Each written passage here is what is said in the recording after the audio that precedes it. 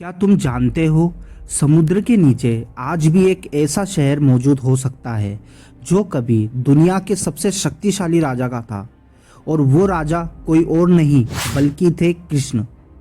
लेकिन सवाल यह है, क्या वो शहर सच में डूब गया था या ये सिर्फ एक मिथ है। और सबसे शॉकिंग बात, कुछ एशियन टेक्स्ट्स कहते हैं कि उस शहर के डूबने की वजह सिर्फ प्रकृति नहीं थी बल्कि एक श्राप भी था।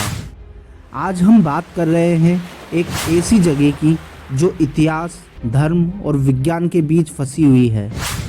कुछ लोग कहते हैं ये एक माइथोलॉजिकल सिटी थी और कुछ लोग कहते हैं ये रियल एशियन सिविलाइजेशन थी। लेकिन कहानी सिर्फ द्वारका तक सीमित नहीं है।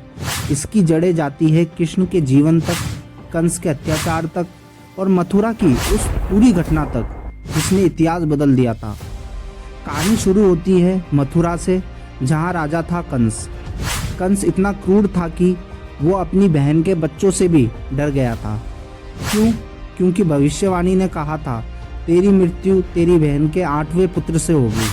और फिर शुरू हुआ अत्याचार। हर जन्म लेने वाले बच्चे को कंस मार देता था। लेकिन फिर हुआ एक चमत्कार, कृष्ण का जन्म, और उन्हें बचाकर भेजा गया गोकुल। जब कृष्ण बड़े हुए तो उन्होंने कंस का अंत किया और मथुरा को अत्याचार से मुक्त किया। लेकिन कहानी यहीं खत्म नहीं होती। कहा जाता है कि बाद में कृष्ण ने मथुरा छोड़ दी और एक नई नगरी बसाई, द्वारका।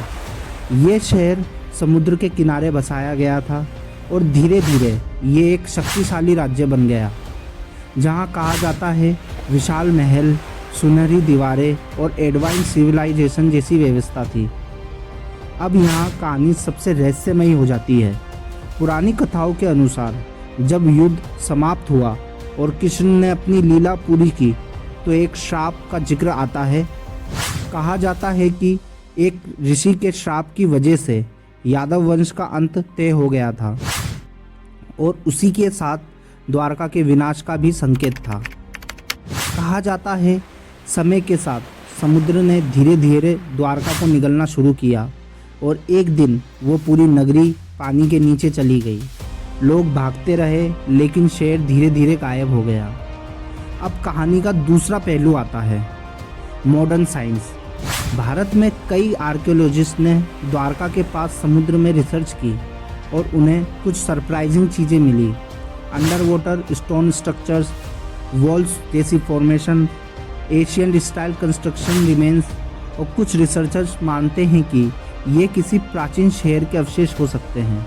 लेकिन साइंटिस्ट कहते हैं ये नेचुरल फॉर्मेशन भी हो सकते हैं या अलग अलग समय की ह्यूमन एक्टिविटीज़ के ट्रेसेस। अब सबसे बड़ा सवाल ये है, अगर ये स्ट्रक्चर्स सच में मानव निर्मित है तो क्या ये वही खोई हुई द्वारका है या फिर हम एक मिथ को रियलिटी समझ रहे हैं। और अगर ये मिथ है तो फिर इतने डिटेल डिस्क्रिप्शन एशियन टेक्स्ट्स में कैसे आए।